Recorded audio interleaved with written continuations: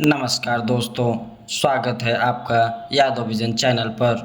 आज का यह विशेष एपिसोड उन महान यादव वीरों को समर्पित है जिन्होंने भारतीय सशस्त्र बलों में अपनी वीरता और साहस से अद्वितीय योगदान दिया और देश की रक्षा किया।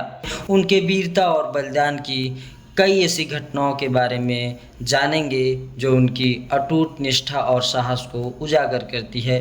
यादव समाज हमेशा से देश की एकता अखंडता के लिए अपनी कुर्बानियाँ देते रहे हैं। आइए ऐसी कुछ घटनाओं और व्यक्तियों के बारे में जानकारी करते हैं। पहले हम बात करेंगे कारगिल युद्ध के परम चक्र विजेता ग्रेनेडियर योगेंद्र सिंह यादव। ग्रेनेडियर योगेंद्र सिंह यादव का नाम भारतीय सैन्य इतिहास में सुनहरे अक्षरों में लिखा गया। 4 जुलाई 1999 को कारगिल युद्ध के दौरान उन्होंने 18 ग्रेनेडियर्स के एक महत्वपूर्ण मिशन में भाग लिया। उन्हें अपने साथियों के साथ टाइगर हिल की दुर्गम चोटी पर कब्जा करना था जो दुश्मनों के नियंत्रण में थी। ऊंचाई पर स्थित बंकरों पर कब्जा करना एक बहुत ही कठिन कार्य था जहां दुश्मन की गोलीबारी का सामना करना पड़ा। योगेंद्र सिंह यादव ने अद्वितीय साहस का परिचय देते हुए अपने साथियों के साथ बंकर पर कब्जा किया। उस समय कुछ उनके साथी जो शहीद हो गए और अपने घायल होने के बावजूद भी उन्होंने मिशन को पूरा किया। उनकी इस वीरता के लिए उन्हें परमवीर चक्र से सम्मानित किया गया जो भारत का सर्वोच्च सैन्य सम्मान है।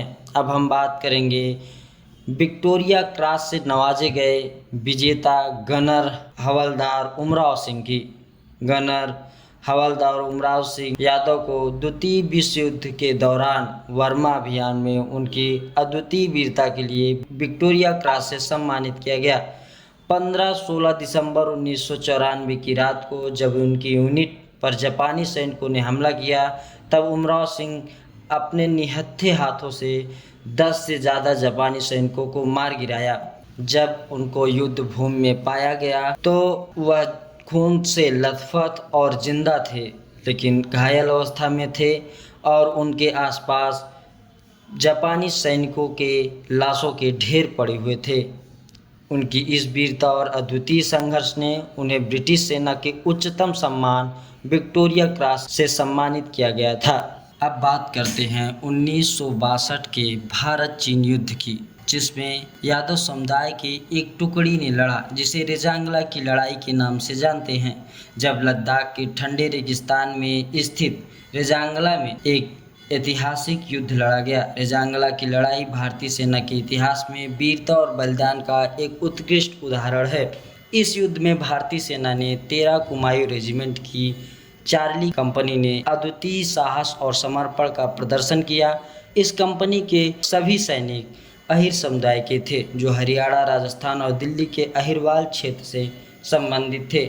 रेजांगला की लड़ाई 16,000 फीट की ऊंचाई पर लड़ी गई थी। नवंबर 1962 में चीन ने भारत पर आक्रमण किया और लद्दाख के विभिन्न हिस्सों पर कब्जा करने की कोशिश की। इस कठिन समय में 13 कुमायूं रेजिमेंट की चार्ली कंपनी को रेजांगला में अपनी स्थिति बनाए रखने का आदेश दिया गया। नवंबर की सर्द रात में चीनी सैनिकों ने रेजांगला की ऊंचाई पर हमला किया। भारतीय सैनिकों के पास गोला बारूद और हथियार सीमित मात्रा में थे लेकिन उनके पास अटूट साहस और देशभक्ति का बल था। चीनी सैनिक हथियारों से लैस थे और ज़्यादा मात्रा में थे। लगभग 5 से 6,000 चीनी सैनिकों ने हमला किया था और भारत के उस टुकड़ी में केवल 120 सैनिक थे। लेकिन भारत के 120 सैनिकों के साहस के आगे चीनी सैनिक टिक नहीं पाए और देखते ही देखते भारत के 120 सैनिकों ने चीन के 1300 से ज़्यादा सैनिकों को मार गिराया।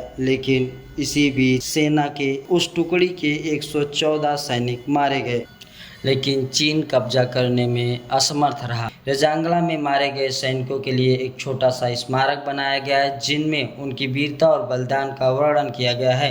इस स्मारक पर लिखा है, एक व्यक्ति अपने पूर्वजों की राख और अपने देवताओं के मंदिरों को लिए इतने भी भयावह असमानताओं का सामना करके मरने से बेहतर कैसे मर सकता है।